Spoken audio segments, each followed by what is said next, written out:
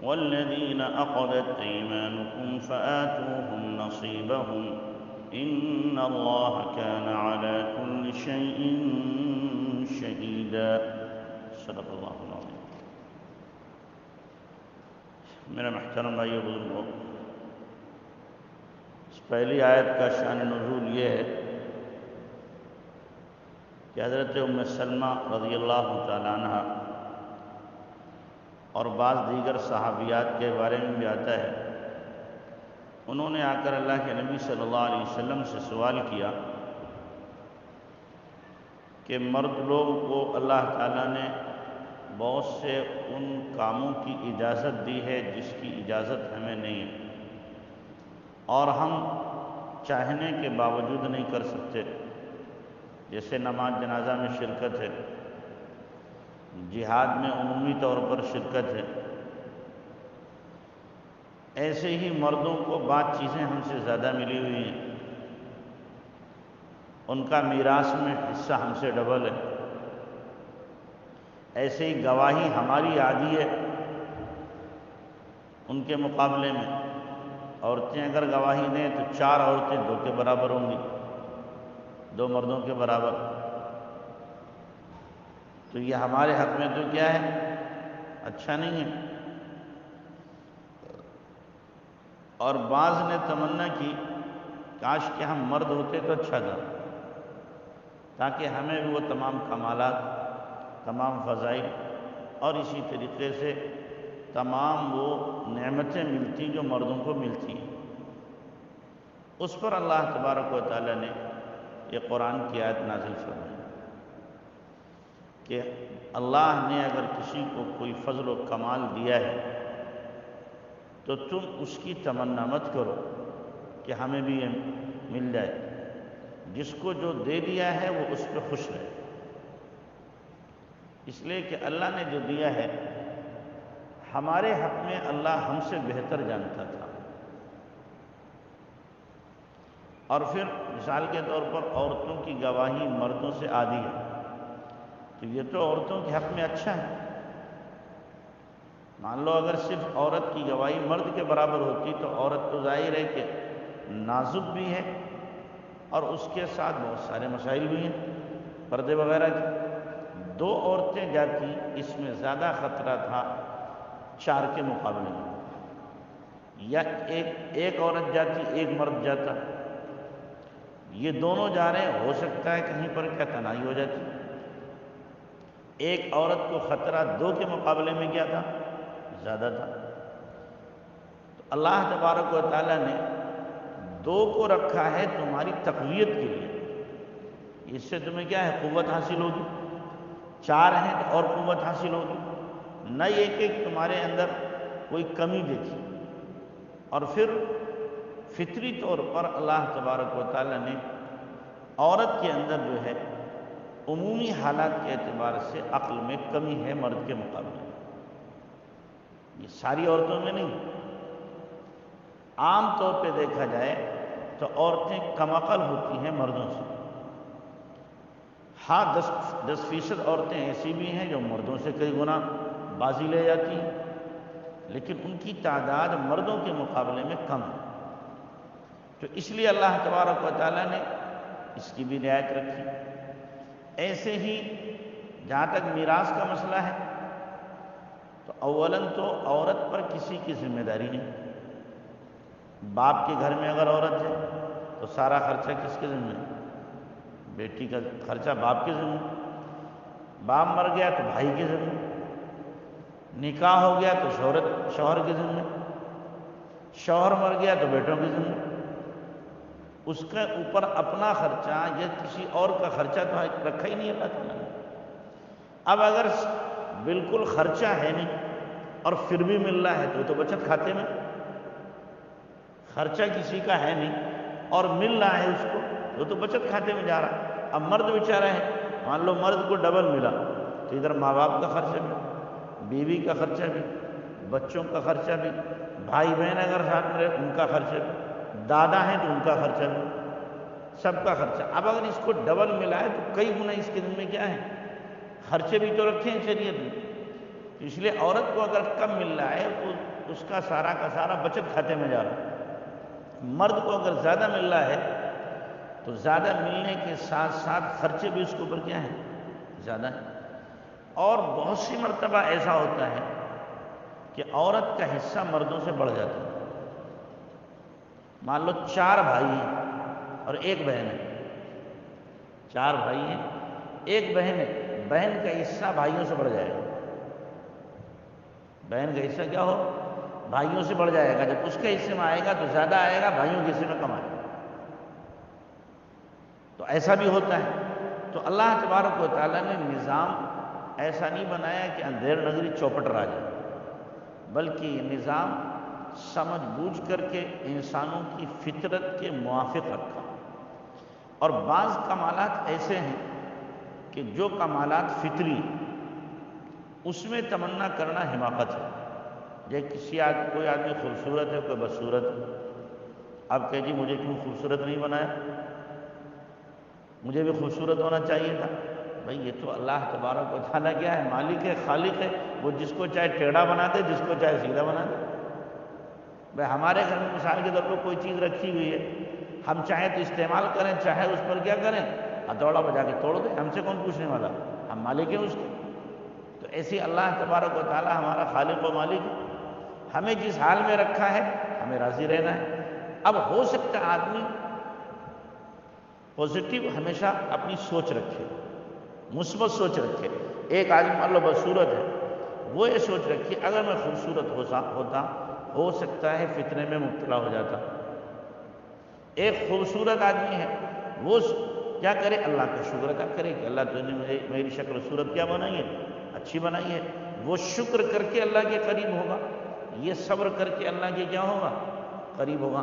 ایک آدمی لاکھوں میں کھیلنا، کروڑوں میں کھیلنا، اور دوسرا آدمی روز کماتا روز کھاتا۔ تو اب یہ روز کمانے والا کھانے والا یہ تمنا نہ کرے کہ میں بھی جیسا لاکھپتی کروڑوں کے ہوتے میرے مزے آتے، مجھے بھی موج ہوتی، میں تو پریشان رہتا ہوں، یہ تمنا نہ کرے، بلکہ سوچے ہو سکتا ہے میرے پاس مال زیادہ ہوتا میں فلاں کی طرح عیاشیوں میں لگا دیتا، آخرت میری تباہ ہو جاتی۔ مال اگر کسی کے پاس زیادہ ہے تو وہ کیا کرے؟ اللہ کا فضل، اللہ کا شکر ادا کرے۔ اللہ تعالیٰ شکر ہے کہ تو نے مال دیا، مجھے کسی کا محتاج نہیں بنایا، اور اس مال کو جائز مصارف میں خرچ کرنے کی کیا کرے؟ کوشش کرے کہ جائز جگہوں پہ مال خرچ ہو، حرام جگہوں پہ مال خرچ نہ ہو۔ تو ہر ایک اگر اپنی سوچ جو ہے مثبت رکھے تو پھر نقصان نہیں، اور جہاں منفی سوچ آئے گی، نگیٹو سوچ آئے گی، وہیں پر پریشانی شروع ہوگی۔ اور پھر اللہ تبارک تعالیٰ نے فرمایا کہ دیکھو وَاسْأَلُوا اللَّهَ مِن فَضْلِهِ، بس اللہ سے اللہ کے فضل کو مانگتے رہو۔ کیا مراد فضل سے؟ کہ اللہ جو میرے حق میں بہتر ہے وہ خیر مقدر کر دے میرے لیے، یہ مت کہو کہ مجھے یہی دے دے، مجھے تو یہی ملنا۔ اب کوئی آدمی تمنا کرنے لگے کہ جناب میں کیا نبی ہوتا تو بڑا اچھا ہوتا، تو کیا کہیں گے؟ دیوانگی ہے کہ نہیں؟ کوئی عورت مرد بننے کی تمنا کرے، مرد عورت بننے کی تمنا کرے، یا کوئی آدمی تمنا کرے کہ جناب میں فلاں ہوتا، یہ بیوقوفی ہے۔ اللہ نے جس حال میں رکھا گیا ہے بہتر۔ اس لیے حضرت تھانوی رحمۃ اللہ علیہ کے سامنے کسی نے کہا کہ حضرت ہم اگر اللہ کے نبی کے زمانے میں ہوتے تو صحابی ہوتے، ان فتنوں سے بچ جاتے۔ فرمایا کیا پتہ ابو جہل ہوتے، کیا پتہ ابو لہب ہوتے۔ اس لیے کہ اس وقت میں جو سخت حالات تھے اور کسوٹی تھی، اس کسوٹی پر ممکن ہے کہ ہم کھڑے نہ اترتے اور کافر بن جاتے، مشرک بن جاتے۔ اللہ نے ہمارے لیے جو زمانہ مقدر کیا ہے اور جس زمانے میں ہمیں پیدا کیا ہے وہی زمانہ ہمارے لیے بہتر ہے۔ اس سے بہتر کی تمنا کرنا یہ غلط ہے۔ اللہ کے فیصلے پر راضی نہ ہونا، اللہ کے فیصلے پر کیا ہے؟ راضی نہ ہونا ہے۔ یہ ہے کہ کوئی آدمی دوسرے کے حق میں کیا کرے کہ اس کو کیوں ملا ہمیں کیوں نہیں ملا، یہ حسد ہے۔ اور حسد والا آدمی کبھی خوش نہیں رہ سکتا، یاد رکھیں، ہمیشہ اندر اندر کڑتا رہے گا، جلتا رہے گا، پھکتا رہے گا، بھنتا رہے گا، پریشان رہے گا، اور وہ زبان سے تو نہیں لیکن اپنے حال سے کہتا ہے کہ اللہ آپ کو بھی پتہ نہیں ہے کیسے کیسوں کو دے دیتے ہو، کچھ ہم سے بھی مشورہ کر لیتے، ہم بتاتے کیسوں کو دیا جاتا اور کیسوں کو نہ دیا جاتا۔ اپنی زبان حال سے وہ کیا کہہ رہا ہے؟ یہ کہنا چاہتا ہے کہ ایسے آدمی کو دے دیا، 2 کوڑی کا آدمی ہے، کچھ بھی نہیں آتا اسے، اس کو دو، میں دیکھو کتنے کمال والا مجھے دیا نہیں، کچھ تو پوچھا ہوتا نا، نعوذ باللہ۔ تو یہ کیا ہے؟ اللہ کی تقسیم پر راضی نہ ہونا ہے، اور اللہ کے فیصلوں پر تنقید اور اعتراض ہے۔ اللہ کے فیصلے پہ کیا ہے؟ تنقید اور اعتراض ہے، اور یہ بڑا خطرناک ہے۔ تو فرمایا وَلَا تَتَمَنَّوْا مَا فَضَّلَ اللَّهُ بِهِ بَعْضَكُمْ عَلَى بَعْضٍ، اور ہوس مت کرو جس چیز میں بڑائی دی اللہ نے ایک کو دوسرے پہ، جس کو بڑائی دے دی اللہ نے بس اس کے لیے اس میں ہی خیر ہے، اور جس کو اللہ نے کوئی کمال نہیں دیا اس کے لیے اس میں ہی خیر ہے۔ کوئی آدمی اگر مان لو پڑھا لکھا نہیں ہے، اب وہ تمنا نہ کرے کہ جناب میں بھی اگر پڑھا لکھا ہوتا تو جج ہوتا، ارے بدبخت اب تھوڑی جج بن جائے گا، کہے کہ حماقت کی تمنا کر رہا ہے۔ تو ایسی تمنا فضول تمنا ہے، اور یہ نفس و شیطان کی شرارت کی وجہ سے ہوتی ہے۔ لِلرِّجَالِ نَصِيبٌ مِّمَّا اكْتَسَبُوا، مردوں کو حصہ ہے اپنی کمائی میں کا، جو آدمی جتنی محنت کرے گا اللہ تبارک و تعالیٰ اسے دے گا۔ وَلِلنِّسَاءِ نَصِيبٌ مِّمَّا اكْتَسَبْنَ، اور عورتوں کے لیے حصہ ہے اپنی کمائی میں سے، کہ جو محنت کریں گی اللہ تبارک تعالیٰ انہیں دے، دین کی محنت کرے تو دین میں آگے بڑھائے گا، دنیا کی محنت کرے دنیا میں بڑھائے گا۔ اب یہ نہیں ہو سکتا کہ ایک عورت اللہ تعالیٰ نے اس کو سید بنا دیا، اب دوسری عورت کیا کرے؟ جو اس سے نیچے خاندان کی ہے وہ تمنا کرے میں کیوں نہ سید بنی، میں بھی ہوتی، میں پٹھانن ہوتی، یہ پٹھانن ہے، اور یہ فلاں ہے میں بھی ایسی ہوتی، یہ سب بیوقوفی ہے۔ ان چیزوں کی تمنا نہ کرو، ہاں البتہ محنت کا میدان ہر ایک کے لیے کشادہ ہے، کھلا ہوا ہے، محنت کرو، اب دین میں محنت کرو، آگے بڑھنے کی کوشش کرو، بڑی بڑی سیدانی تم سے پیچھے رہ جائیں گے، بڑے بڑے خاندان والے تمہاری پیر کی خاک کے برابر نہیں ہوں گے، اگر تم نے محنت کر کے دین میں اپنے اندر تقوی اور طہارت اور نیکی پیدا کر لی۔ یہ ہے اصل کمال کی چیز، خاندان پر، حسن و جمال پر، مال و منال پر، اور اسی طریقے سے دیگر کمالات پر آدمی کسی طریقے سے حسد نہ کرے، بلکہ اپنے اندر نیکی تقوی لانے کی کوشش کرے، اللہ تبارک و تعالیٰ کا وہ محبوب بندہ بن جائے گا۔ عورت محنت کر رہی ہے تو اللہ کی محبوب بندی بن جائے گی، اور یہ میدان کھلا ہوا ہے، مرد عورت میں سے ہر ایک صحابی اور نبی تو نہیں بن سکتے، باقی سارے درجے اب تک کھلے ہوئے، خضر بھی بن سکتا ہے، قطب بھی بن سکتا ہے، غوث بھی بن سکتا ہے، ابدال بھی بن سکتا ہے، ولی بھی بن سکتا ہے، سارے درجے کھلے ہوئے، محنت کا میدان، اور لوگ بن رہے ہیں، بنتے رہیں گے، قیامت تک رہیں گے۔ اللہ کے نبی نے فرمایا قیامت تک میری امت میں کتنے 200 ابدال رہتے ہیں، کتنے 200 ابدال ہر وقت رہتے ہیں میری امت میں، اور 40 ملک شام میں اکیلے رہتے ہیں، ملک شام میں۔ تو یہ میدان کھلا ہوا ہے، اس میدان میں محنت کرنے کی کیا ہے؟ ضرورت ہے، ہاں فضول تمناؤں سے اللہ تعالیٰ نے منع کیا ہے۔ تو وَلِلنِّسَاءِ نَصِيبٌ مِّمَّا اكْتَسَبْنَ، عورتوں کے حصہ ہے، عورتوں کے لیے حصہ ہے اپنی کمائی کا، وہ کمائی دین کی ہو دنیا کی ہو۔ وَاسْأَلُوا اللَّهَ مِن فَضْلِهِ، اور مانگو اللہ سے اس کا فضل، اللہ سے اس کا کیا مانگو؟ فضل مانگو۔ مال مانگنا ہے اللہ سے مانگو، اللہ دے گا، اللہ کے خزانے میں کمی نہیں ہے۔ صحت مانگنا ہے اللہ سے مانگو، اللہ صحت بھی دے گا۔ اسی طریقے سے دین مانگو، اللہ تعالیٰ سے دین دے گا اللہ۔ آخرت مانگو، دنیا کی ساری آپ جتنی بھی نعمتیں ہیں اللہ سے مانگ سکتے ہو، اس میں کوئی رکاوٹ کسی طرح کی نہیں۔ إِنَّ اللَّهَ كَانَ بِكُلِّ شَيْءٍ عَلِيمًا، بے شک اللہ کو ہر چیز معلوم ہے، کس کو کیا دینا ہے، کتنا دینا ہے، کب دینا ہے، اور کس کے لائق کون سی نعمت ہے، کون ہے جو اس نعمت کا مستحق نہیں ہے، اور اگر دے دی جائے تو ناقدری کر کے اپنے آپ کو تباہ کر لے گا۔ یہ اللہ کو وَلِكُلٍّ جَعَلْنَا مَوَالِيَ مِمَّا تَرَكَ الْوَالِدَانِ وَالْأَقْرَبُونَ۔ یہ آیت منسوخ ہے میراث کی آیات سے۔ اس آیت میں بیان کیا ہے کہ جو تمہارے آپس میں بھائی چارے اللہ کے نبی صلی اللہ علیہ وسلم نے کروائے تھے اور تم نے اس بھائی چارے کا حق ادا کیا ہے، لیکن اب اس کے بعد میں میراث کا حق نہیں۔ ابتدائے اسلام میں اللہ کے نبی صلی اللہ علیہ وسلم نے دو آدمیوں میں، ایک مہاجر ایک انصاری، اخوت پیدا کرا دی، بھائی چارہ، کہ تم بھائی ان کے بھائی ہو، ان کی ضرورت پورا کرو گے، ان پر مصیبت آئے گی ان کا ساتھ دو گے، اور ہر اعتبار سے مالی جانی ساتھ دو گے۔ صحابہ نے کیا، اپنے مکان بھی دے دیے، اپنی بیویوں کی پیشکش کی، اپنے کاروبار دیے، اپنے باغات دیے۔ اب صحابہ کو شبہ ہوا کہ بھائی جو ہمارے بھائی ہو گئے تو اب ان کو کیا ملنا چاہیے؟ میراث بھی ملنا چاہیے، وراثت میں بھی حق ہونا چاہیے۔ تو اللہ تعالیٰ نے فرمایا نہیں، وراثت کا حق خونی رشتے میں ہے بس، باقی میں نہیں۔